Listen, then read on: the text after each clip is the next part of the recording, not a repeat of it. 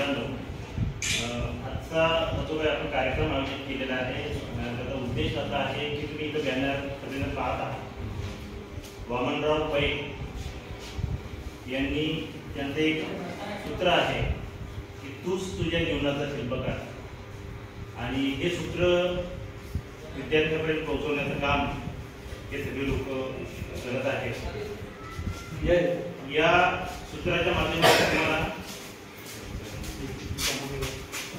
सकारात्मक दृष्टिकोन आयुष्यामध्ये कसा ठेवायचा त्या संदर्भामध्ये मार्गदर्शन देणार आहे।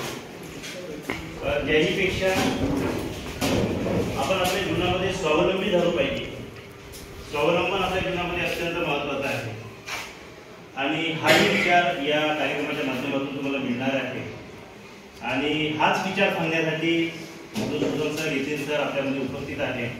फार वेळ घेणार नाही मी, कारण त्या दोघांना आपल्याला ऐकायचं आहे। दोन्ही मान्यवर आमच्या महाविद्यालयामध्ये उपस्थित झाले। विद्यार्थी कल्याण विकासाच्या माध्यमातून मी दोघांची आभार मानतो। संजीवभाऊ गोटे सर यांचे आभार मानतो आणि थांबतो। धन्यवाद।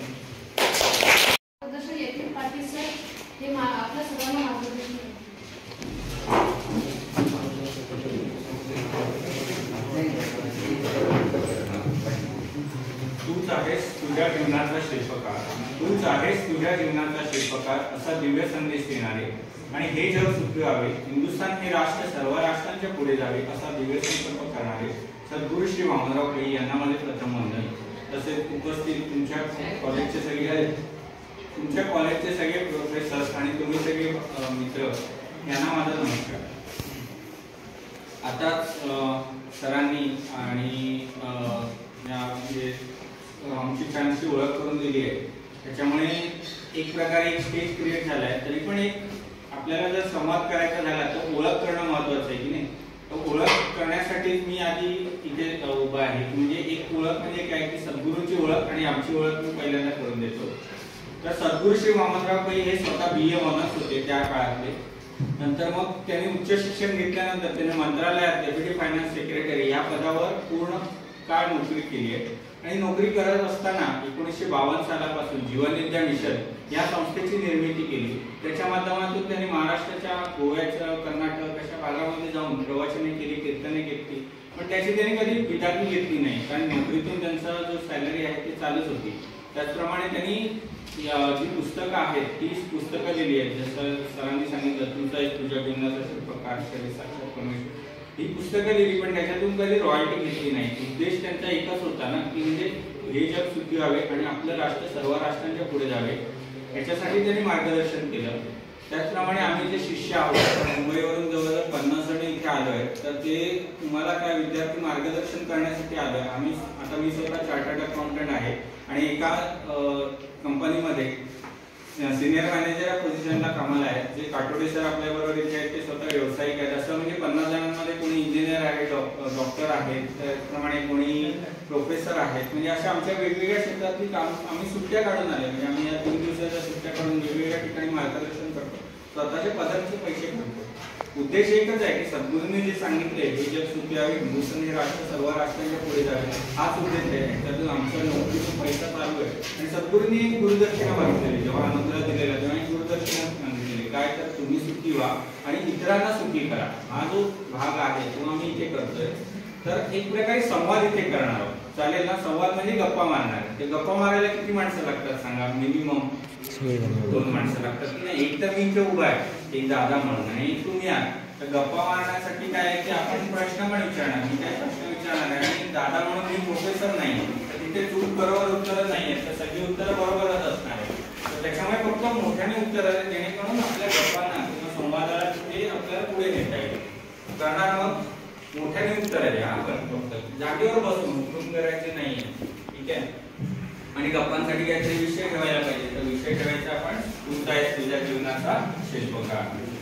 तर आता जीवन म्हटलं तर सर्वात महत्त्वाची गोष्ट कुठली आपल्या जीवनात? तुम्हाला काय वाटतं? पैसा, बरोबर आहे? अजून काय?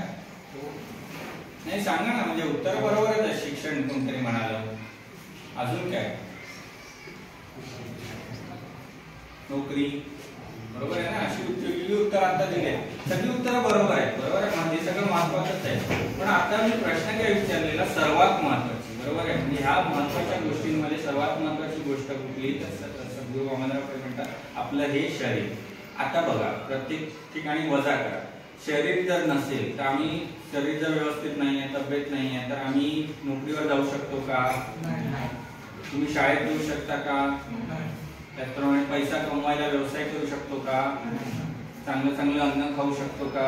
तब्येत नाही आहे तर छान छान नवीन नवीन काहीतरी बनवलंय सगळं खाऊ शकतो का? म्हणून हे शरीर काय म्हणतात, शरीर साक्षात परमेश्वर आहे पहिलं, बरोबर आहे. आता शरीर साक्षात परमेश्वर हे पुस्तकात लिहिलं आहे त्यांनी. त्या पुस्तकामध्ये सद्गुरू काय म्हणतात की human body is a living idol of God, wonder of wonder and king of miracle. आता मराठीमध्ये आपण बघूया. शरीर हे परमेश्वराने बनवलेली जिवंत मूर्ती आहे, आश्चर्यांचं आश्चर्य आणि चमत्कारांचा राजा. आता आपण एखादी मूर्ती बघतो, ठीक आहे. आता मूर्ती बघतो म्हणजे स्टॅच्यू म्हणजे आपण जर बघितलं तर ती खेळते का आपल्याकडे, आपल्या बरोबर ती बोलते का आपल्याशी, हसते का? म्हणजे परमेश्वराने बनवलेली चालती बोलती जिवंत मूर्ती आहे. ती तुमच्याकडे बघून स्माइल करते, तुमच्याबरोबर खेळायला येते, अभ्यास करते, सर्व काही करते, छान छान करते की नाही. म्हणून ही परमेश्वराने बनवलेली जिवंत मूर्ती आणि ती आश्चर्याचं आश्चर्य आणि चमत्कारांचा राजा. आश्चर्याचं आश्चर्य म्हणजे काय? आपल्या ठिकाणी किती आश्चर्य आहेत बघा. आपण इथे जेव्हा बसलोय तर श्वासोश्वास चालू आहे की नाही.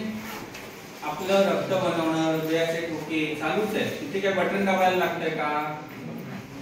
आणि चमत्कार आपल्या ठिकाणी किती चमत्कार आहेत बघा. आपले जे एखादा मुलगा किंवा मुलगी त्याचं झालं तर त्याला 2 कान आहेत, 2 डोळे आहेत, नाक आहे, पण एक मुलगा दुसऱ्या मुलासारखा दिसतो का या तालुक्यामध्ये, या जिल्ह्यामध्ये? एखादा फिंगरप्रिंट दुसऱ्या बरोबर या जगातल्या कोणाबरोबर पण मॅच होतो का? म्हणजे किती चमत्कार आहे बघा. हा एक प्रकारे चमत्कार आहे. दुसरं उदाहरण घ्यायचं झालं ना तर आपण उदाहरण घेऊया पाण्याच्या टाकीचं. पाण्याच्या टाकीमध्ये जेव्हा आपण नळ सोडतो, पाणी चालू करतो, त्याच्यामध्ये ती पाण्याची टाकी भरते, एक लेवलला येऊन ती काय होते, ओव्हरफ्लो होते, बरोबर आहे. आता आपण आईने एखादं चांगलंसं जेवण बनवलंय, छान छान सगळं गोडगोड बनवलं, आपल्याला आवडती भाजी बनवली आहे, सगळं हे बनवलंय आणि आपण जेवायला बसतो. एखाद्या वेळेला काय करतो, आपण जास्तच जेवतो आणि आपलं टंब गोड फुगल्यानंतर काय जास्तच रक्त तयार होतंय. जसं ते टाकीमधून पाणी तयार व्हायला लागलं तसं कानातून व्हायला लागतंय, नाकातून व्हायला लागतंय. असं ऐकलंय का कोणी? म्हणजे हे चमत्कार आहे, हे आश्चर्य. शरीर सद्गुरू काय म्हणतात, हे शरीर साक्षात परमेश्वर आणि त्याच्या ठिकाणी अनेक ठिकाणी चमत्कार आणि आश्चर्य. मग काय म्हणतात की शरीर हे एक प्रकारे डिवाइन कॉम्प्युटर आहे. कॉम्प्युटर बघितलंय का आपण? आतापर्यंत सर्वांनी बघितलेलं आहे. मोबाईल पण एक प्रकारचा कॉम्प्युटरचाच आविष्कार आहे. त्याला आपण जे कॉम्प्युटरला जे फीडिंग करतो त्याचे आपल्याला रिझल्ट मिळतात, बरोबर आहे. आता आपण फीडिंग करायचंय, मला काय फीडिंग करायचं, मला रिझल्ट काय पाहिजे, यतीन माझं नाव पाहिजे, YATI. पण मी टाईप करताना तुम्ही काय केलं, ABCD टाईप केलं तर मला रिझल्ट काय भेटणार त्या स्क्रीनवर? ABCD. म्हणजे मी चुकीचं फीडिंग केल्यामुळे मला चुकीचे रिझल्ट भेटतात. आता शरीर डिवाइन कॉम्प्युटर म्हटलं, दिव्य संगणक म्हटलं तर त्याला आपण काय फीडिंग करतो आणि काय रिझल्ट मिळतात ते बघूया. आपण जेव्हा सकस आहार खातो, शुद्ध पाणी पितो, बरोबर आहे. त्याचबरोबर आपण काय करतो, व्यायाम करतो. आपण खेळता, हा एक प्रकारे व्यायाम आहे. पुढे जाऊन जिम जॉईन करा, योगा करा. हे जर फीडिंग केलं तर तुमचं शरीर निरोगी राहील की रोगी होईल? निरोगी राहील, बरोबर आहे. त्याच्याच उलट आपण चुकीचं फीडिंग केलं म्हणजे काय, गढूळ पाणी प्यायलो, सडलेलं अन्न खाल्लं, व्यायामच नाही केला, काहीच हालचाल नाही केली तर आपलं शरीर आहे ते निरोगी राहील की रोगी होईल? निरोगी होईल. अजून पुढे जाऊन आपण काय फीडिंग करतो बघा, गाण्यातून सांगतो. अरे मटका नको, गुटखा नको, नको जुगार, ताडी नको, माडी नको, नको सिगार. अरे याची जोपासना हीच उपासना, मूर्तिमंत परमेश्वर साक्षात हे शरीर, साक्षात हे शरीर. या गाण्यात काय सांगितलेलं आहे, सिगरेट, दारू, तंबाखू, गुटखा हे जर आपण शरीराला दिलं तर काय होतं, तंबाखू किंवा सिगरेट, तंबाखू पॅकेटवरच दिलेलं असतं, तो काय होतं त्याच्यामुळे कॅन्सर. नंतर मग दारू प्यायल्यामुळे, जास्त प्यायल्यामुळे काय खराब होतं, लिव्हर. तरी पण लोक पितात, जे तंबाखू खातात तर ते का खातात ते आपल्याला माहिती नाही, ते आपण कारण पुढे बघूया. पण त्याच्यामुळे काय होणार, हे रोग होणार आहेत. मग तुम्हाला असं रोगी आयुष्य जगायचंय का? आता मी तुम्हाला एक उदाहरण देतो. ही सत्य घटना आहे. मुंबईमध्ये आहे ना, एक सिंग नावाचा मुलगा होता. त्याला काय माहितीये, त्याला कशाचं गुटख्याचं व्यसन लागलं. गुटख्याचं व्यसन लागलं, रोज खायचा. असं एकदा त्याने खाऊन रात्री झोपला. सकाळी उठला. सकाळी उठल्यावर आपण पहिलं काय करतो, ब्रश करतो. त्याने ब्रश करायला सुरुवात केली. इथून फिरवला, तिथून फिरवला आणि तिसऱ्या वेळेला जेव्हा इकडून फिरवला तो ब्रश आहे ना, त्याचा गाल फाडून बाहेर आला. आता कशामुळे झालं असेल तर त्याच्या गालाचा कॅन्सर झाला होता. असे अनेक पेशंट आहेत ना, जे कॅन्सर होऊन गुटखा खाऊन तंबाखू खाऊन मुंबईच्या टाटा हॉस्पिटलमध्ये असतात. म्हणून या व्यसनांपासून लांब राहायचे. बरोबर आहे, हो की नाही? मग आता मला सांगा, ही व्यसनं कशामुळे होतात, कोणामुळे होतात?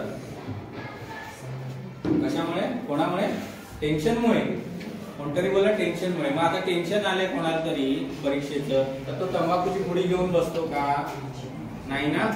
कोणामुळे होतात तर ते वाईट मित्र असतात, माहितीये? ते असे मित्र आहे ना, आम्हाला पण आमच्या कॉलेज लाईफ भेटलेले. काय कसे, अरे थोडासा ना गुटखा खाऊन बघ, थोडीशी दारू पिऊन बघ. आता आम्ही कामावर जातो ना, तिकडे पण तसे भेटतात. अरे काय माहिती, पार्टी आहे, थोडासा पिके दे. अशा मित्रांपासून लांब राहायचे. कारण असे मित्रच काय असतात माहितीये, ते शेपटी तुटलेल्या कोल्ह्यासारखे. माझी शेपटी तुटली आहे ना, तुझी पण तुटायची, तू पण व्यसन. पण ती व्यसन आहे, काय म्हणतात ना, एकदा पिऊन चालणार नाहीये. म्हणून पहिल्यांदा त्यांना लांब सांगायचं. म्हणून सद्गुरू श्री वामनराव पै काय म्हणतात माहितीये, संगत धरण्यात माणसाने सदैव सावध असले पाहिजे. कारण सत्याचा साक्षात्कार घडवून आणण्याचे किंवा पूर्ण सत्यानाश करण्याचे सामर्थ्य संगतीत आहे. बरोबर आहे. तर अशा मित्रांपासून पुढे जाऊन सावध राहिलं पाहिजे. हे तर तुम्हाला आता सांगितलं. पण आताच्या घडीला तुम्ही कॉलेजमध्ये आहेत, कॉलेजमध्ये असे मित्र आहेत का तुमचे? नाही ना. मग कसे मित्र आहेत किंवा कशा मैत्रिणी आहेत ते बघा. काय करतात माहितीये, तुम्ही अभ्यास करत असता, ते येतात, अरे आता कुठे अभ्यास करतेस, आता कुठे अभ्यास करतोयस? ते काय सांगणार, चल खेळायला चल, परीक्षा तर खूप लांब आहे. तुमचं काय करतायत, ते नुकसान करतायत की नाही? मग अशा मित्रांपासून पण, अशा मैत्रिणींपासून सावध राहायचं. मग कशाची संगत धरायची? जे चांगले मित्र आहेत, तुम्हाला अभ्यासात मदत करतात, जे चांगली पुस्तकं आहेत, अशांची संगत धरा. त्याचप्रमाणे तुम्ही कोणाची संगत धरू शकता, की चांगल्या शिक्षकांचं मार्गदर्शन घेऊ शकता. आपल्याला पुढे जाऊन काय करिअर अपॉर्च्युनिटी आहे किंवा काय विषय अडलाय त्यांच्याशी जाऊन विचारणं आणि त्यांचं मार्गदर्शन घेऊ शकता, हो की नाही? म्हणून ही चांगली संगत धरा. बरोबर आहे. आता हे तर तुमचे शिक्षक किंवा तुमच्या पालकांनी आतापर्यंत सांगितलेलं असेल. पण एक दादा म्हणून मी तुम्हाला सांगितलंय ह्या गोष्टी, की म्हणजे शरीराचं महत्व, संगतीचं महत्व. पण एक प्रश्न आहे ना, मला तुम्हाला विचार असा वाटतो की आपण ज्या कॉलेजमध्ये आता कशासाठी येतोय, शिकण्यासाठी, शिक्षण घेण्यासाठी. मग शिक्षण या शब्दाची अर्थ कधी तुम्हाला माहिती आहे का? शिक्षण या शब्दाचा नाही ना. तर ते ना, सद्गुरू श्री वामनराव पै यांनी या पुस्तकात दिलं आहे, विद्यार्थ्यांना मार्गदर्शन जीवनविद्येचे. इंग्लिशमध्ये पण हे पुस्तक आहे, स्टुडंट गायडन्स म्हणून पुस्तक आहे. हे पुस्तक तुम्हाला वेबसाईटवर पण मिळेल आणि इथे जर तुम्हाला हवं असेल तर 30 रुपये. पण आम्ही हे विक्रीसाठी आणलेले आहे. पण काय माहितीये, क्रेडिट कोणाला द्यायला पाहिजे, ज्यांचं ज्ञान आहे त्यांना द्यायला पाहिजे की नाही. तर तुम्ही म्हणाला, यतीन म्हणून एक मुलगा आलेला, त्यांनी सगळं सांगून दिलं, चांगलं, पण क्रेडिट यांचं आहे ना, म्हणून मी पुस्तक दाखवलं. ठीक आहे, विक्रीतून आम्हाला पैसा मिळणार नाहीये किंवा सद्गुरूंनी कधी घेतला नाही. म्हणून ह्या पुस्तकाचा रेफरन्स का देतोय, इथून मी सांगतोय. या पुस्तकात ते काय म्हणतात, शिक्षण म्हणजे काय, तर ज्ञान संपादन करण्यासाठी केलेले प्रयत्न म्हणजे शिक्षण. एक अर्थ झाला, बरोबर आहे, म्हणजे आपण ज्ञान मिळवतो सध्या शिक्षणातून. दुसरा अर्थ काय सांगतात माहितीये, यांच्या संयुक्त विद्यमाने आज दिनांक 16 सप्टेंबर 2025 रोजी आपल्या महाविद्यालयामध्ये या चर्चासत्राचं आयोजन केलं. या चर्चासत्राचा जो विषय आहे तो मूल्य शिक्षण असा आहे. Seminar on value education. अर्थात विद्यार्थ्यांच्या जीवनामध्ये शिक्षण ही महत्त्वाचं आहेच, परंतु या शिक्षणाच्या माध्यमातून आपल्याला नेमकं काय करायचं, तर ते मूल्य या विद्यार्थ्यांच्या मनामध्ये, आचरणामध्ये रुजवायचे आहे. आणि त्याच अनुषंगाने आमच्या या स्टुडंट डेव्हलपमेंट सेलच्या वतीने, IQAC विभागाच्या वतीने या कार्यक्रमाचं आयोजन करण्यात आलं होतं. या कार्यक्रमामध्ये आपल्याला अध्यक्षस्थानी संजय गोटे सर होते आणि मुंबईहून आलेले जे की स्वतः इंजिनियर आहेत, मात्र विद्यार्थ्यांमध्ये मूल्य शिक्षण रुजले पाहिजे या उद्देशाने, या भावनेने त्यांनी सद्गुरू वामनराव पै यांचे विचार अंगीकारले आणि त्या विचारांच्या अनुषंगाने या समाजामधल्या प्रत्येक घटकामध्ये नैतिक मूल्यांची, सामाजिक मूल्यांची, राष्ट्रीय मूल्यांची, वैज्ञानिक मूल्यांची जोपासना कशी करता येईल, रुजवण कशी करता येईल या अनुषंगाने विचार मांडले. ते आमचे स्नेही श्री यतीन पाटील सर, त्यांच्यासोबत आलेले बाकी सगळे त्यांचे सहकारी आणि विद्यार्थी मित्रांनो, खऱ्या अर्थानं तुम्ही सायन्स आणि कॉमर्स या शाखेतले विद्यार्थी आहात आणि तुम्हाला माहीत असेल की तुमच्या आता या नवीन एज्युकेशन पॉलिसीच्या अनुषंगाने तुमच्या सत्र 3 मध्ये व्हॅल्यू एज्युकेशन नावाचा एक कोर्स आहे आणि या कोर्ससाठी मला वाटते 2 क्रेडिट तुम्हाला आहेत आणि या कोर्सच्या माध्यमातून तुम्हाला मूल्य शिक्षण काय असतं हे शिकायचं आहे. तर मूल्य शिक्षण दुसरं काही नसतं मित्रांनो. आज तुम्ही या ठिकाणी आता यतीन पाटलांचं जे व्याख्यान ऐकलं, भाषण ऐकलं, तेच मूल्य शिक्षण आहे. आपल्या भारताचा इतिहास जर आपण लक्षात घेतला तर प्राचीन काळापासून साधारणपणे 5000 वर्षांपासून या भारताच्या भूमीवर अनेक ऋषी, मुनी, संतांनी, महात्म्यांनी मूल्यांचं ज्ञान या समाजाला दिलेलं आहे. कारण समाज अधोगतीला जाता कामा नये. समाजाने एक आदर्श निर्माण केले पाहिजे. या व्यक्तिमत्वाच्या माध्यमातून राष्ट्राचं भलं झालं पाहिजे. राष्ट्राचं भलं म्हणजेच कोणाचं भलं तर मानव जातीचं भलं आहे. यात आपले पण ठेवून एक मूल्य रुजवण्याचं काम प्राचीन काळापासून या भारताच्या भूमीवर झालेलं आहे. आपण मध्ययुगीन कालखंडामध्ये जर पाहिलं तर अनेक संत महात्मे होऊन गेले. त्या संतांनी आपल्या ओव्यांच्या माध्यमातून, आपल्या अभंगांच्या माध्यमातून हे मूल्य दिलेले आहे. आणि आधुनिक काळामध्ये जर आपण पाहिलं तर स्वामी विवेकानंद असतील व इतर सगळे जे विभूती होऊन गेले ते लोक असतील आणि त्याच परंपरेमध्ये आज आपण पाहत आहोत की या ठिकाणी सद्गुरू वामनराव पै यांचंही नाव घेतलं जात आहे आणि त्यांच्या विचारातून प्रेरित होऊन या ठिकाणी यतीन पाटलासारख्या इंजिनियर असलेल्या लोकांनी या ठिकाणी मूल्य समाजामध्ये रुजवावेत या भावनेनं या ठिकाणी वाशिममध्ये येऊन आपल्या विद्यार्थ्यांना हे मार्गदर्शन केलेले आहे. विद्यार्थी मित्रांनो, आता त्यांच्या व्याख्यानाच्या माध्यमातून आपण पाहिलं की शिक्षण म्हणजे काय असतं, शिक्षणाचं महत्त्व काय आहे, शिक्षणाच्या पद्धती कशा असतात, माणसाच्या जीवनाला अर्थ कसा प्राप्त होतो, अशा अनेक गोष्टींवर त्यांनी भाष्य केलेलं आहे. खरं तर या गोष्टी तुम्ही खूप सिरियस होऊन आत्मसात करायला पाहिजेत आणि यातूनच तुमचं जीवनाचं कल्याण होऊ शकतं. महत्त्वाचं म्हणजे या ठिकाणी सद्गुरू वामनराव पै यांनी जी प्रार्थना सांगितलेली आहे ही प्रार्थना कुठल्या जातीची नाही, कुठल्या संप्रदायाची नाही, कुठल्या पंथाची नाही, कुठल्या धर्मासाठी नाही, तर ती सबंध मानव जातीसाठी सांगितलेली प्रार्थना आहे. त्यामध्ये कुठल्याही प्रकारचा स्वार्थ नाही, उलट परमार्थ आहे. परमार्थ म्हणजे काय? माझं एकट्याचं भलं नाही, सर्वांचं भलं कर. त्याच्यामध्ये कोण कुठल्या जातीचं आहे माहित नाही, पंथाचं कुठल्या माहित नाही, कुठल्या धर्माचं आहे ते माहित नाही, स्त्री आहे का पुरुष आहे, लहान आहे का व्रत आहे, कोण आहे ते माहित नाही, परंतु सर्वांचं भलं कर ही भावना ज्या ठिकाणी आलेली आहे ती किती विश्वव्यापक अशी भावना आहे याच्याकडे तुम्ही लक्ष द्या. आणि याच्यातून खऱ्या अर्थानं काय तर मानवाच्या जीवनाला मूल्य प्राप्त होईल. अशा या मूल्य प्राप्त करून देण्याच्या कार्यक्रमामध्ये या ठिकाणी यतीन पाटील सर आले, त्यांचे सहकारी आले, या ठिकाणी उपस्थित सर्व माझे सहकारी प्राध्यापक आहेत आणि माझ्यासोबत असलेले आमचे विष्णू लांडे सर जे स्टुडंट डेव्हलपमेंट सेलचे अधिकारी आहेत, त्यांनी या सगळ्या कार्यक्रमाला यशस्वी करण्यासाठी खूप परिश्रम घेतलेले आहेत. तुम्ही शांतचित्ताने हे ऐकून घेतलं आहे याकरिता मी आपल्या सर्वांचं अभिनंदन करतो आणि आभारही व्यक्त करतो. तसं आभार प्रदर्शन करण्यासाठी आमचे विद्यार्थी येणार आहे, परंतु मी दोन्ही विभागाच्या वतीने या ठिकाणी आपल्या सर्वांचं अभिनंदन करतो आणि आभारही व्यक्त करतो. थांबतो. त्याबद्दल मी त्यांचे आभार मानते. तसेच इतर प्राध्यापक यांनीही या कार्यक्रमाला उपस्थित दर्शविली त्याबद्दल मी त्यांचे आभार मानते आणि माझ्या विद्यार्थी मित्रमैत्रिणींनी हा कार्यक्रम शांतचित्तेने ऐकून घेतला त्याबद्दल त्यांचेही मी आभार मानते.